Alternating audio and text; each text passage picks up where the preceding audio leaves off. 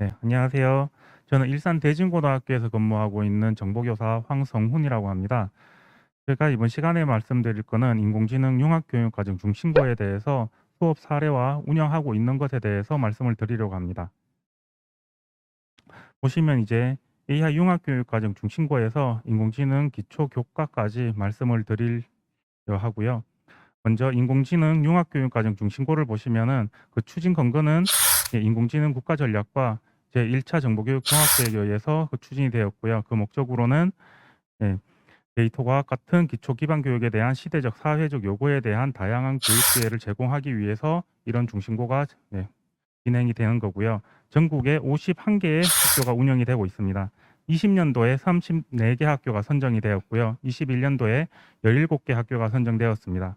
경기도 같은 경우에는 작년에 5개의 학교가 선정되었고 올해 정왕고와 한민고가 선정이 되어 7개 학교가 운영이 되고 있습니다. 이 중심고는 인공지능 관련 교과 26단위 이상을 편성해야지 되고요. 1학년 전체의 정보 교과를 필수로 편성을 해야지 되는 과제가 있습니다. 이 중심고에서 운영할 수 있는 교과들인데요. 인공지능 기초부터 인공지능 미래사회, 인공지능과 필드 컴퓨팅, 그리고 수리와 인공지능까지 여기까지는 정보교사들이 수업을 할 수 있는 교과들에 해당하고요. 인공지능 수학과 인공지능 수리 같은 경우는 수학 선생님이 가르치는 인공지능 관련 교과로 볼 수가 있습니다. 현재 수리와 인공지능과 인공지능 수리는 심의 중에 있는 것으로 알고 있습니다. 다음으로 저희 학교에서 작년에 융합 수업을 설계해서 수업을 진행했던 것들인데요. 일단 생명과 데이터베이스 과목을 연계를 해서 융합했던 수업 내용입니다. 작년에 이제 코로나가 많이 이제 확산이 되면서 이 생명 시간에 먼저 이 코로나에 대해서 코로나 바이러스에 대해서 먼저 이야기를 하였었어요. 코로나 바이러스는 어떻게 해서 이렇게 되었었는지 또 아시아나 유럽에 어떤 차이점이 있는지 이러한 부분들을 독서와 연계를 해서 수업을 했고요. 거기에서 배웠던 내용들을 가지고 데이터베이스 시간에 데이터를 찾고 그 데이터를 분석하는 시간으로 운영을 하였습니다. 거기에 해당하는 내용을 동영상을 학생이 발표했던 그리고 수업을 진행했던 과정에 대해서 간략한 동영상을 한번 보시고 이어서 이야기를 하겠습니다.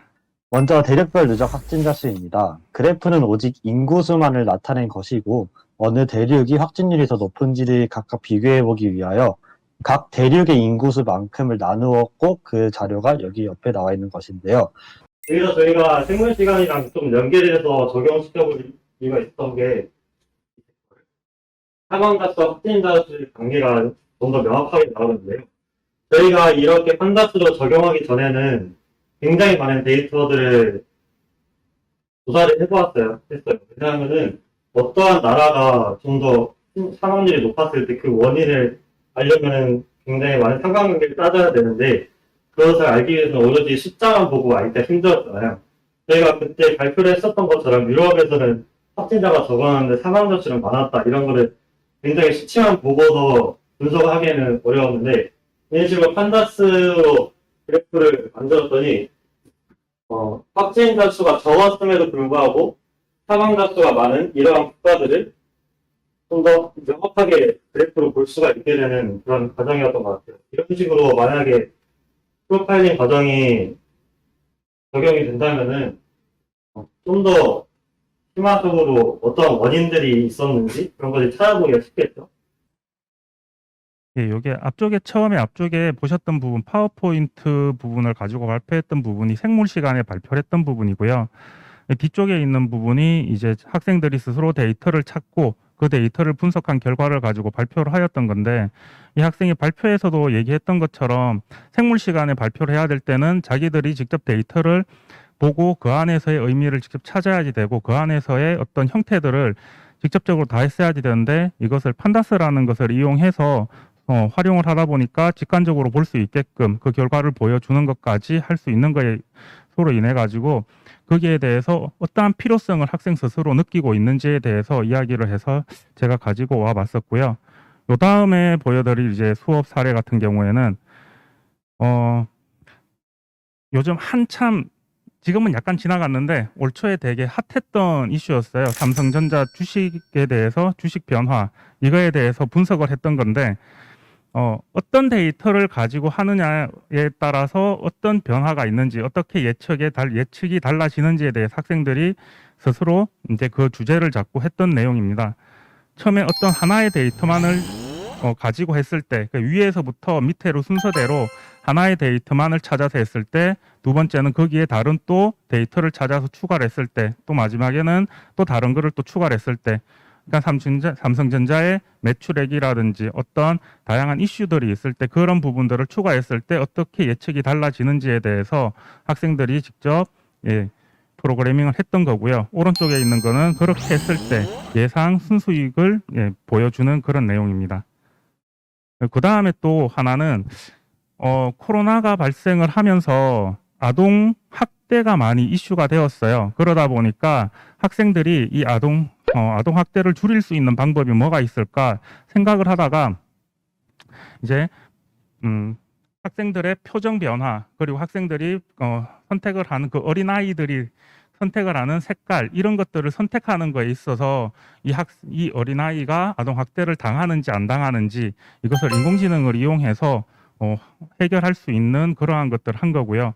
하나하나 어떤 색깔을 선택을 했을 때 이것을 어떠한 색깔을 선택을 했을 때 이 아동이 어떠한 상태에 있는지 추측이 가능할 수 있게끔 학습을 시키는 그 결과를 만들어내는 것까지의 과정을 했던 그런 프로젝트 수업이었습니다.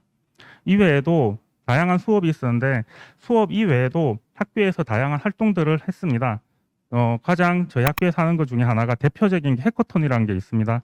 해커톤은 1박 2일로 운영을 했고요. 코로나가 아닐 때는 무박 2일로 운영을 했었지만 이제 코로나가 발생하면서 1박 2일로 금요일 저녁부터 토요일까지 이렇게 운영을 했던 건데 주제가 주어지면 학생들이 그 안에서 자신들이 만들려고 하는 계획을 세우고 그 결과들을 만들어내는 것까지의 과정이고요.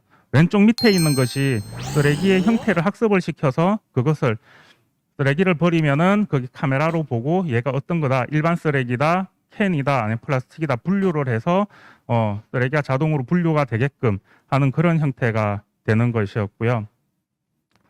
뒤에 보시는 것들은 이제 자동으로 칠판을 닦는 그런 형태, 또 이러한 것들은 어떤 비밀번호에 대해서 좀 더 강력한 보안이 설정될 수 있게끔 그렇게 만들어줄 수 있는 것들, 그러니까 우리가 일상생활 속에서 느낄 수 있는 다양한 문제점들을 이런 소프트웨어나 인공지능을 활용해서 해결할 수 있는 방법들을 학생들이 스스로 찾아가지고 그 결과 해결할 수 있는 방법들을 모색하는 그런 활동이었습니다. 동아리 활동 시간에는 요거는 자율주행 자동차 실습하는 모습들이고요. 또 하나 보여드리고 싶은 게 이제 학생들 작품인데요. 시각장애인이 횡단보도를 건널 때 어떻게 했을 때 안전하게 건널 수 있는지 그러한 것들을 소프트웨어로 다 해결을 했던 모습들이고요.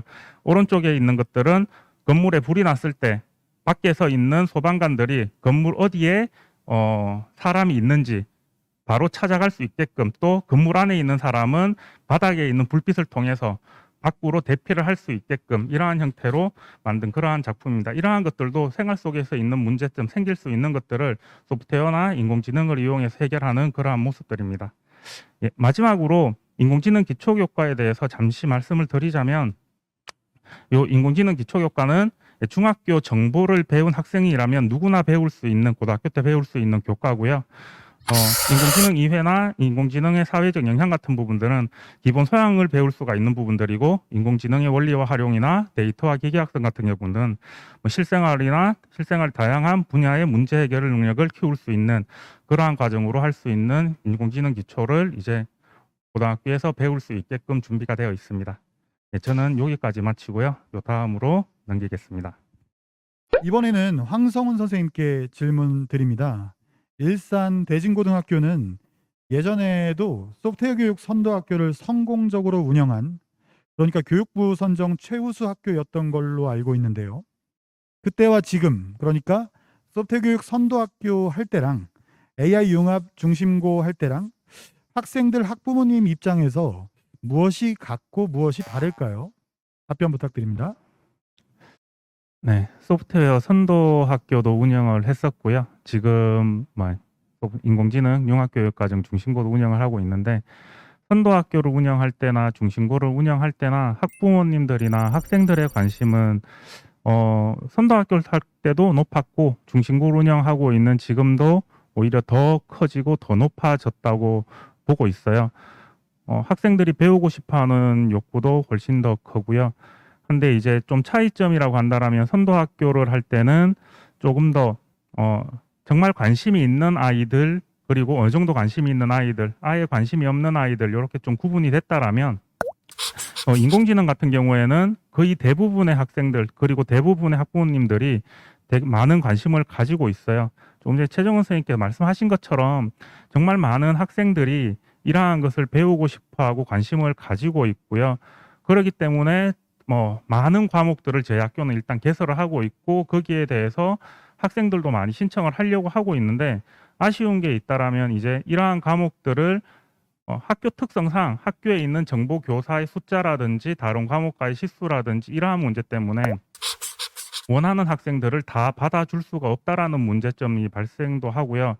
또 1, 2, 3학년 전체에 다 관련 교과들을 구성을 할 수는 있는데 편성을 할 수는 있지만 이러한 과목들을 선택할 수 있는 학생들의 제한을 둘 수 없다라고 하는 게 아쉬움으로 남아가지고 그러한 부분들이 빨리 개선될 수 있는 그러한 환경이 되었으면 하는 바람입니다. 이상입니다.